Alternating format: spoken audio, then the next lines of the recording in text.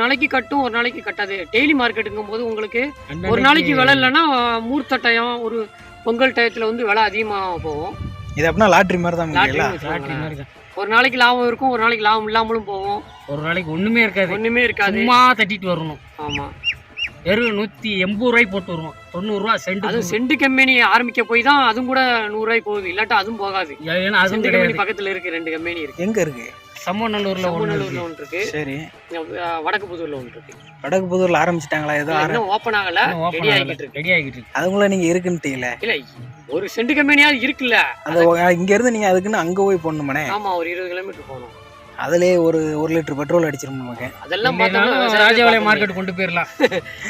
Petrol மருந்துக்கு இவ்வளவு துட்டாகுது, அடுத்து பூ பறக்கிறதுக்கு இவ்வளவு ஆகுது, களை விட்டதாலும் பார்த்தோம்னு விவசாயமே பண்ண முடியாது.